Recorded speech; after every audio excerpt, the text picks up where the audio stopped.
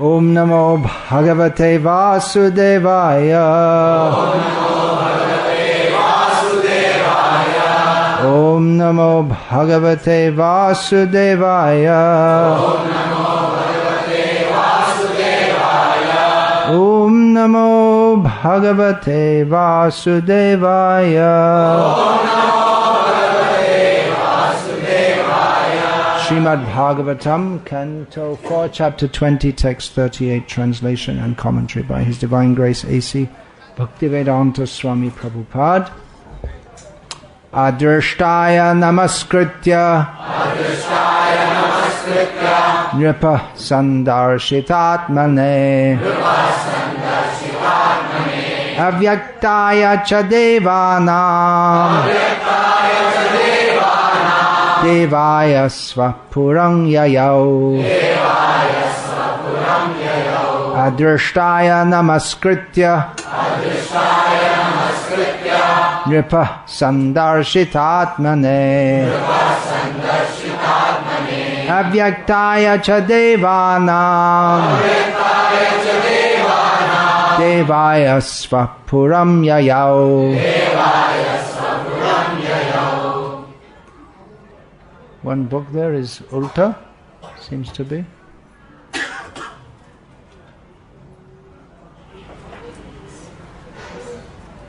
This one? Ulta. The red book is Ulta. Yeah. Seems to be. Turn it on. It was upside down, so please don't put the books upside down. Translation. King Prithu then offered his respectful obeisances unto the Supreme Personality of Godhead, who is the Supreme Lord of all demigods. Although not an object of material vision, the Lord revealed himself to the sight of Maharaj Prithu. After offering obeisances to the Lord, the king returned to his home. Purport: the Supreme Lord is not visible to material eyes, but when the material senses are inclined to the transcendental loving service of the Lord and are thus purified, the Lord reveals himself to the division of the devotee. Avyakta means unmanifested. Although the material world is the creation of the Supreme Personality of Godhead, he is unmanifested to material eyes. Maharaj Prithu, however, developed spiritual eyes by his pure devotional service.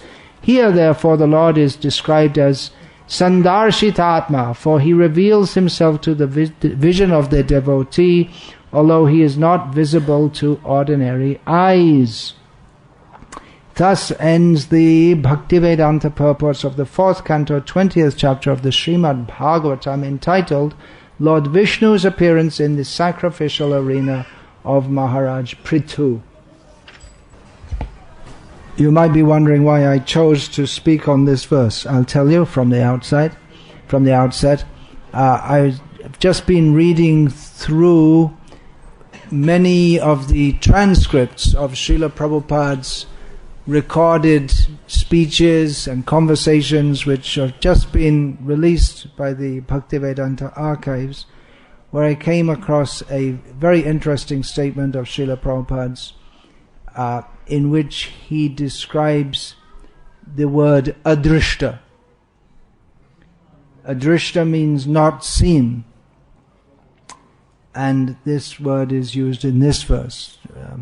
Although the story of Prithu Maharaj covers many chapters of Bhagavatam, it's not that much referred to generally, although there are many important instructions here. Here the word adrishta is used to describe the Supreme Personality of Godhead, who has just personally appeared. Adrishta means unseen. He's just appeared. In fact, the English title of this chapter is Lord Vishnu's Appearance in the Sacrificial Arena. And now he's going away, and it said he's adrishta, not seen. Adrishtaya, offering obeisances to he who is not seen. Now there's a very similar name in Vishnu Sahasranama, Adrishya, which means who is not seeable. Not seen means we don't see at the present time. Someone is unseen. If someone is standing behind the door, I could say, I don't see him. But why is that? Because of some physical interference between that visible object is presently invisible, not visible to me because there's some physical obstruction. But invisible means not seeable under any circumstances. So adrishya and adrishta, there's a difference between the two. Lord Vishnu went away and therefore he became unseen, but generally he is adrishya, non-seeable, not to be seen. Why is that? The explanation is given by Srila Prabhupada in his word-for-word explanation. One who is beyond the purview of material vision. He's not seen by the non-devotees. Alaksham sarva bhutanam antarbahiravastitam. Kunti Devi says that she's praying to Krishna personally. She means Krishna is standing right there in front of her, and she says to him that you are not recognized. That's another somewhat different term, alaksha, not recognized. Even though he's inside and outside of everything, he's not seen or not recognized. Krishna is the Supreme Personality of Godhead. Namashe Purushang Tvadyam. She offers obeisances to him who is the original Supreme Personality of Godhead, Ishvaram Prakrite Param, who is beyond the material nature. But he's not recognized. Now we might see something but not recognize. Just like there are so many people in this room, maybe 200 at a guess. So someone might be there and someone may say to me afterwards, did you see so and so? And I say, no, I didn't see. I must have seen them, but because there are so many devotees here, I might not notice.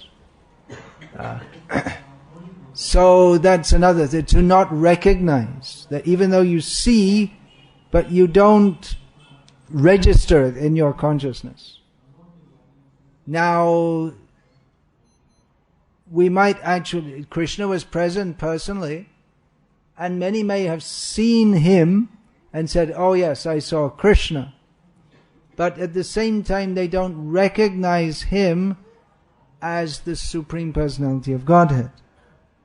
So someone may say, oh, did you see the mayor of Bangalore? Bangalore has a mayor, I guess. They have mayors in big cities also, yeah.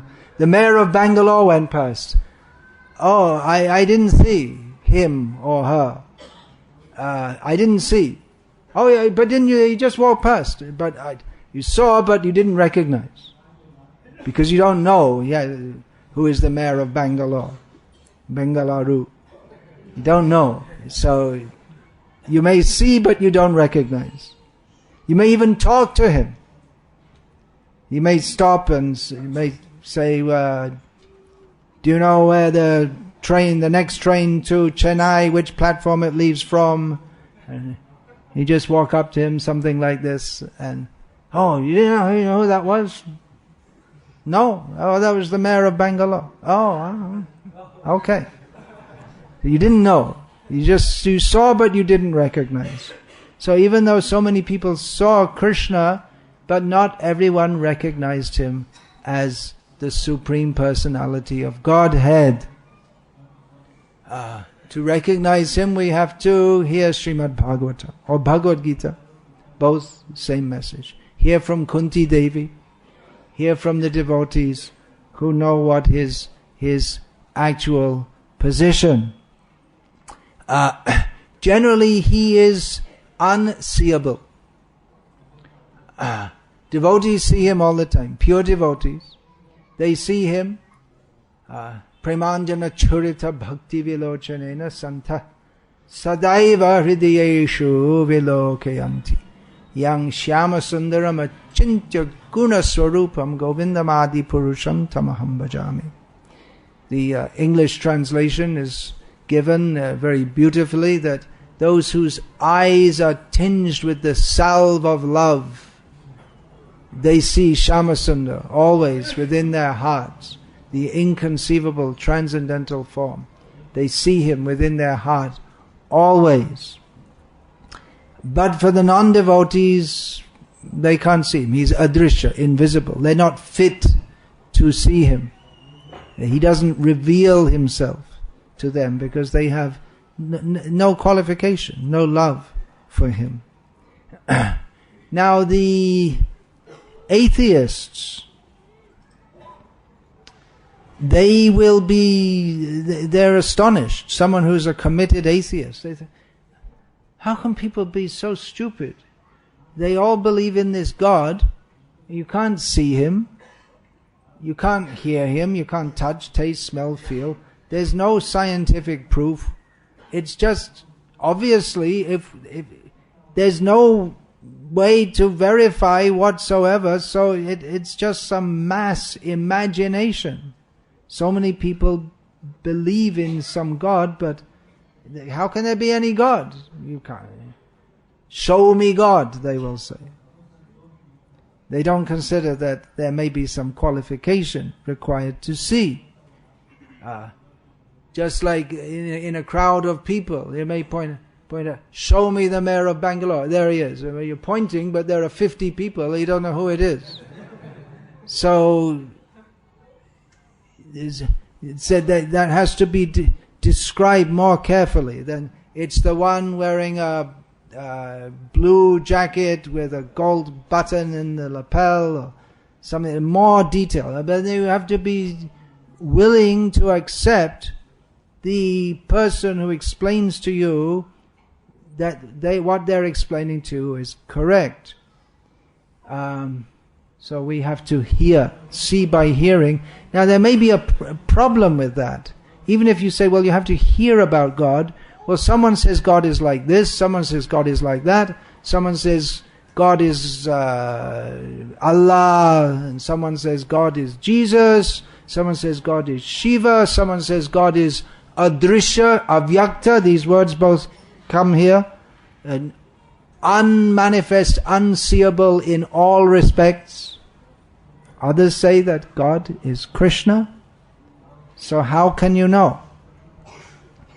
Well, one thing we can surmise is that there is God.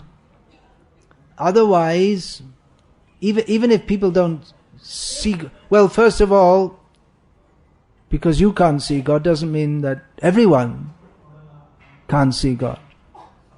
Those whose eyes are tinged with the salve of love. There are so many people in the what is nowadays called Hindu tradition or Christian tradition. They've given up all Jewish, Islam, whatever the label may be given.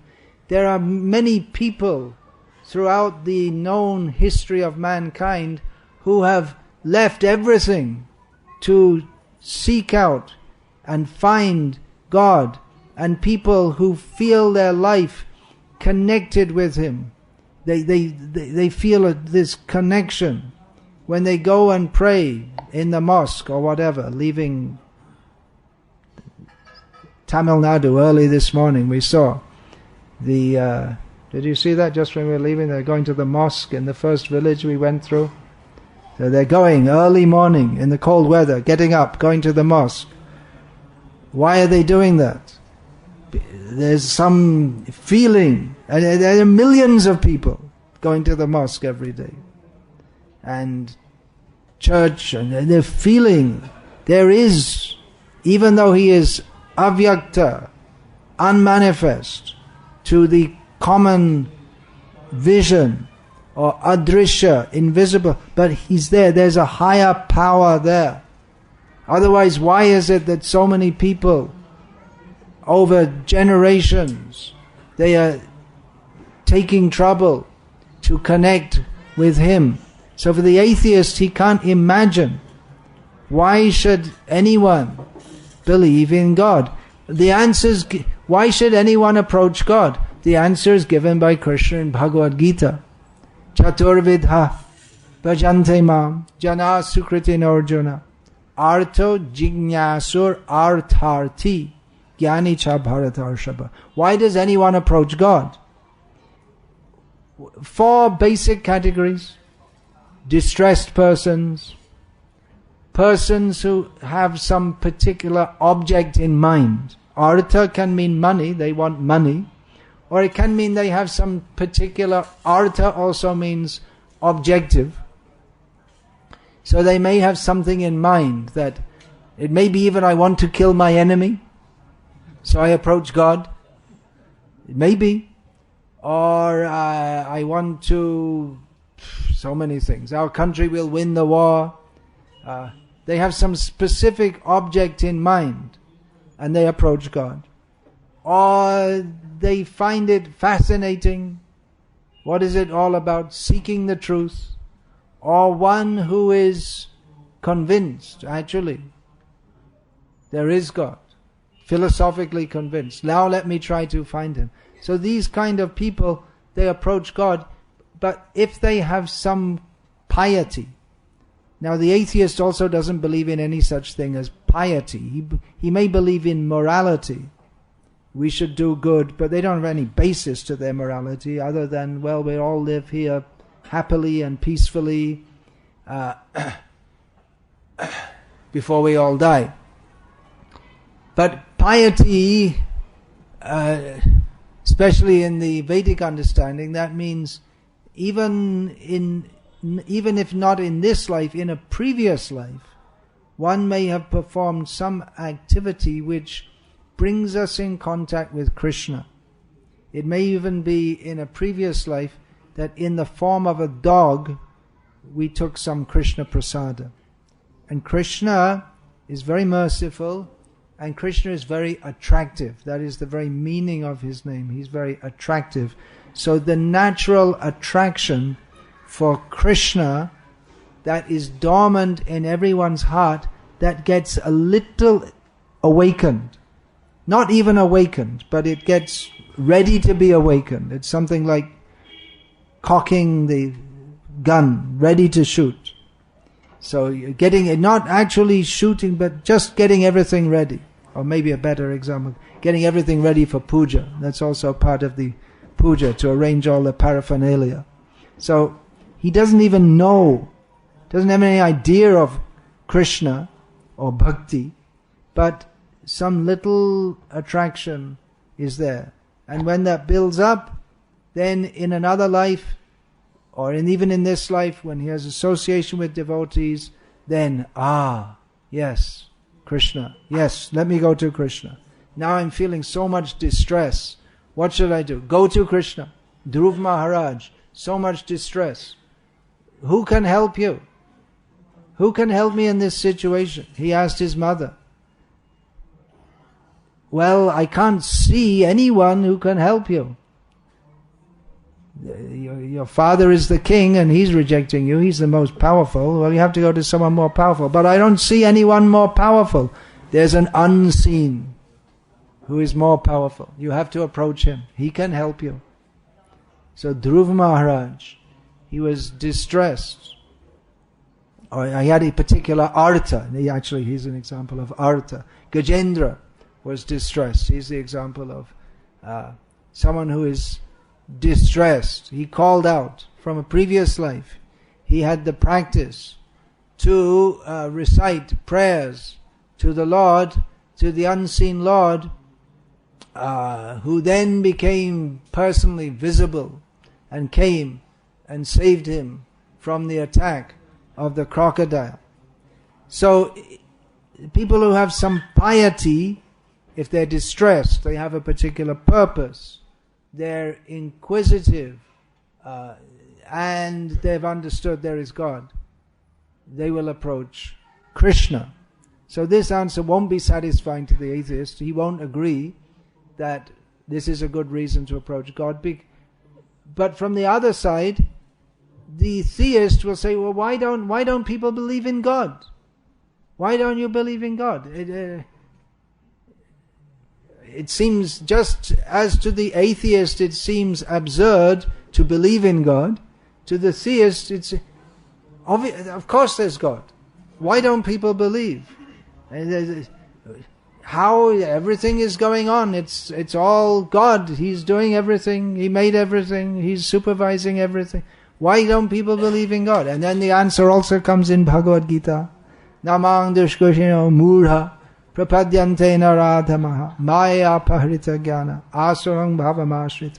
Srila Prabhupada, this means, for those of you who don't know the translation of this verse, it means that people who are very impious, just the opposite, they don't surrender to me. Even if they are distressed, or they have some purpose to fulfill, or they're inquisitive, instead of looking for the ultimate transcendental reality, truth, they'll try to find out. Science, let's try to find out. Quantum mechanics, this is the answer. We don't... God particle. Now we found a God particle, we don't need any God, they think. So people who are impious, who are very foolish, who are very low in their culture, who are apparently very learned but are actually in complete illusion. And the fourth class, those who are just out and out sinful, atheistic, obnoxious, such people, they won't approach Krishna. So He's unseen. Generally in this world He's unseen. Why do they say if He's unseen? Because we came to this world to forget Krishna. He's seen everywhere by the devotees. He's seen in the spiritual world. He's personally present all the time. But in the material world, hardly. He doesn't come very often. And even then, not everyone... Oh, I was going to say that, yes. This Namang Dishkushino Murha verse, Srila Prabhupada gives a long purport to this. And he said this is a very important verse. And at the beginning of this purport, he poses the question, the rhetorical question, that I'm paraphrasing, that there are so many great scholars and intellectuals and people who are leaders of human society, very recognized and respected persons, then why don't they recognize Krishna? If Krishna is a fact, you have all these Nobel Prize winners, very respected, big brains, Oxford University, PhD, and so on, all people who look up to them, very intelligent person, and they don't recognize Krishna. Why? If Krishna is the ultimate reality, He is the ultimate reality, but we're just saying it rhetorically here now. If Krishna is the ultimate reality, and the most, to be understood by the most intelligent people, actually, Bhagavad-gita is a presentation to understand Him intelligently. Then why don't the most intelligent people recognize Krishna? And the answer is because they're impious. They're of demoniac nature. They don't want to recognize Krishna. They have an inbuilt, just like this Richard Dawkins. He says, why do so many people believe in God? He's very frustrated. It's not logical. There must be something wrong and something left over in our genetic structure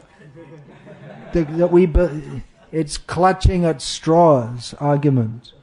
So, but actually there is something like that. We find Krishna himself says, not exactly genetic, but Krishna says, those who are godly and those who are godly, abhayam sattva sangshuddhim jnana yoga vivasati dhanam dhamascha yagyascha swadhyaya stapa arjava. And then Bhavanti sampadam daivim. What is it? Sambhavitasya Arjuna. I can't remember exactly. So the godly qualities, they manifest. They're born with a person. From previous lives, they have a godly nature. So that is born with that. They have that inclination from the beginning. And then on the other hand, there is the dambho, darpo, bhimanascha, krodha, parisham, evacha, agyana, chabhijatasya, partha, sampadam, asurim. And demoniac people, they're proud, angry, conceited, nasty, speaking nastily to others. They take pleasure in giving pain to others. They are foolish. They don't have any spiritual knowledge, and they're born with that nature. That's not in the genetic code, but it's the that comes with the subtle body. The subtle body goes from one body to another, and that's carried from one body to another. So such people, they won't see Krishna. They won't see God. They have a predisposition not to understand Him. Through Srimad Bhagavatam, we see Krishna. Srila Prabhupada writes in the first canto, you may remember, I presume most of you have read the first canto. Srila Prabhupada writes in the first canto, Narad Muni is described, how he came to the despondent Vyasa. And Srila Prabhupada writes in one purport about Narad Muni, who has so kindly appeared in these pages of Bhagavatam. He's personally present in the Bhagavatam. Shukdev is personally present. Tam sarva bhuta hridayam munimanatosmi. Sutta Goswami offers praise to Shukadev, who can enter into the hearts of all. Shukadev can enter into our heart. If we study Bhagavatam, then we link with Krishna. Bhakti Yoga means to link with Krishna by devotion. That linking, how is that? Anartho pashamang sakshat bhakti yoga mathokshaje lokasya janato vidvangs chakre satnata sanghitam. People don't know that all miseries can be dispelled by the linking process of bhakti. Therefore, the learned Vyasadeva compiled the Bhagavatam so that people can link with Krishna through bhakti. So the first thing is hearing. By hearing, Nitya Siddha Krishna Prema Sadha Kabunai Shravanadi Shuddha Chitte Kare Udoy. The devotion for Krishna is inherent, intrinsic in everyone's being. It has to be reawakened by the process of devotional service beginning with hearing. So that specifically means hearing Srimad Bhagavad-gita, Bhagavatam. And that links us with Krishna, Bhakti Yogam Adhokshaja. Adhokshaja, same thing, Adrishya. Means that he is beyond the purview of the normal seeing processes. But we can see him through the pages of Bhagavatam. Not only him, Narad is there, Shukadev is there. We link with all of them. They give their mercy to us. Krishna means with all his paraphernalia. This is called Raja Gachiti Nyaya. If someone says, the king is going, just see the king is going. Doesn't mean that the king is walking alone on the street. If the king is going means there'll be so many ministers and soldiers and band will be going with him playing music. So if we say Krishna, linking with Krishna, that means linking with all his Nam, Gun, Rup, Lila, Parika, his names, his forms, qualities, pastimes, associates, Dharma. So everything is there in Bhagavatam. That which is unseen becomes seen. Now I said that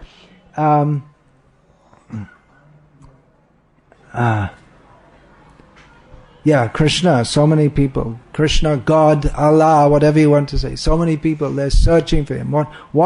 what a person this is. That even though we don't see him, he's so attractive. Krishna means attractive. So many people, they are attracted to him in various ways. Maybe going to the mosque, maybe through the Christian religion, whatever. People are they want to know him, to get closer to him, or maybe they want something from him. They're attracted to him. They feel that attraction to him, even though he's unseen, even though we don't directly relate with him in this world, but his attraction is so strong. He's such a powerful person, such a shelter-giving person, that people are attracted to him. Generation after generation. And generation after generation there are atheists also. It's nothing new that there are atheists. There are always atheists in human society. But for all their propaganda, which seems to be very reasonable, where is God? You can't see God, then there can't be God. But they've been saying this, it's nothing new they're saying. They've been saying this ever since, well, there's no ever since. It's the material world is beginningless. And there are always atheists saying this, but there are always also theists who know that even though we can't see God directly with our material eyes, we can eventually see him, we can experience him through other senses. And there are so many who have seen him, like Narada, Vyasa, Shukdev, Kunti Rani, Prabhupada. They see, and he makes himself available to us as the deity. We can see, the atheist sees. Anyway, the atheist doesn't come to the temple, but if he would come, he would say, oh, it's just a statue, only a statue, only a statue. He only sees a statue. But the devotee sees, here is Krishna. He knows this is Krishna. Now, I said that I wanted to speak on this because of the word adrishta. I came across this term in a transcript of a conversation that Srila Prabhupada had that's just been, the transcript has recently been published. Many thanks to the devotees at Bhaktivedanta Archives working hard to make this all available. Srila Prabhupada is commenting on the word accident. We all know the word accident. In Bengali it's durghatana. I guess that's Sanskrit. So it's probably in Kannada durghata. Yeah. So it means something that happened which is not good. It doesn't have exactly the same meaning as accident. Can you see the difference? Durghatana means something has happened which is not good. It's not auspicious. But accident means, it means something has happened which is not good, but without any cause. That's the idea. It wasn't expected, and it's just fate. Just like you say, good luck. Good luck, bad luck. That's also the Saubhagya or Durbhagya. But again, it's not exactly the same understanding, because Saubhagya means as a result of something you did previously, or as a blessing from God. And Durbhagya means it's understood that we made our own Durbhagya. Purusha Sukha Dukhanam Bhuktridve Heturuchyate. We are the architects of our own good or bad so-called luck. So there's no real word in Sanskrit, luck. In modern Hindi they say kismat, Urdu word.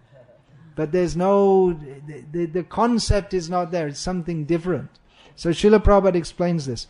He says, nothing happens accidentally.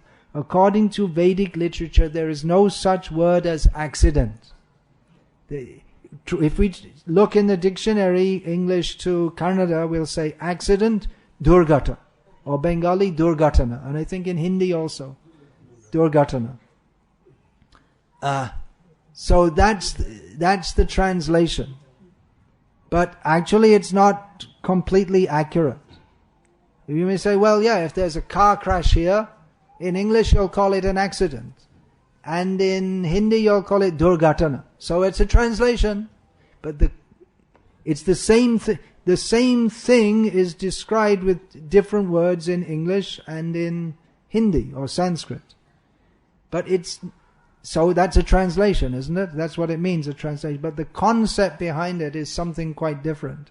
Because in the English language, the concept is something that just happened, there's no real cause, and bad luck. There's nothing, it just happened. It's just like that. But adrishta, Srila Prabhupada explains, there is no such word as accident. The word is adrishta. There is a cause, I cannot see it. Adrishta, it is not in my vision, but there is a cause. There is no question of an accident. There is a cause means that if I have to suffer something bad, like a car accident, that means I must have done something by which that is meant to happen to me. It's meant to, I caused it. Who caused it? Who caused it? We're driving on the road, 2 cars crash, both the drivers get out, you, it's your fault. No, it's your fault. But there's actually the whole science of cause. There are various causes. What is the cause of the accident? One cause is because one driver was inattentive and the other driver was driving too far on the other side of the road.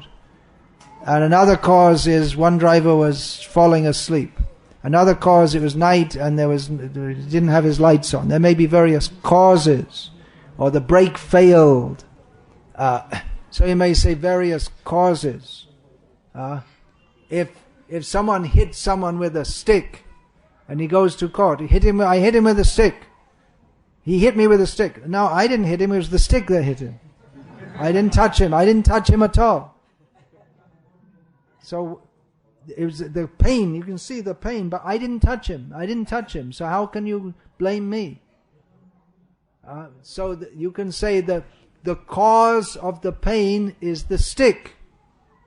But beyond that is the cause of the pain is the person who picked up the stick and hit him with it. And then why did he do that? What is the cause of that? Because he was angry at that person. And what is the cause of that? Because the other person who got hit agitated him. So a person may say, yeah, well, I did hit him with a stick, but that's because he insulted me. And then why did you insult him? Because, and then it goes back. And it's like, like sometimes friends or husbands and wives, well, you said this, no, you said that, and you said this, and you said that. And it goes on and on and on and on and back. And ultimately the cause is ignorance of our constitutional relationship with Krishna. So, there is a cause. It's meant for me.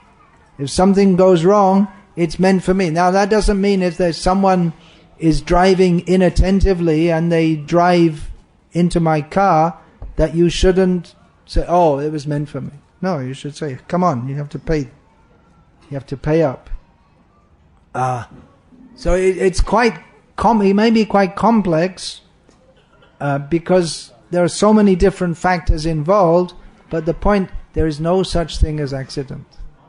The word accident doesn't belong in the Sanskrit lexicon. Everything has a cause. We may not see it. The ultimate cause of everything, sarva karana karanam, is Krishna. He oversees everything.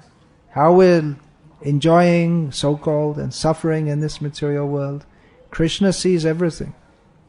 So that's a very interesting point that I thought I would share with all of you today.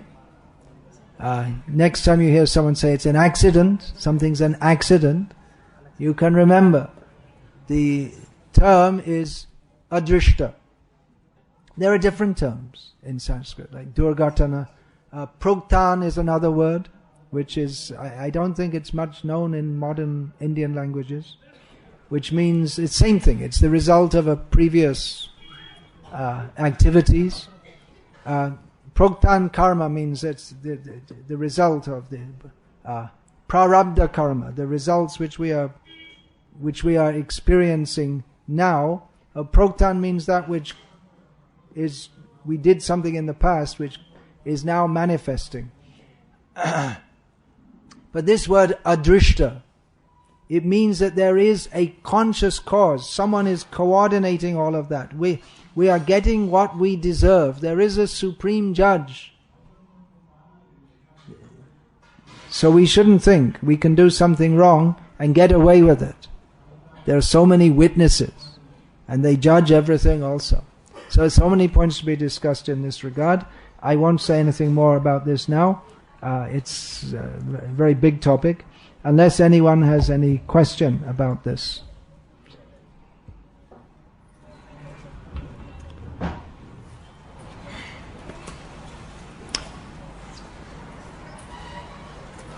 No. All right then. Hare Krishna.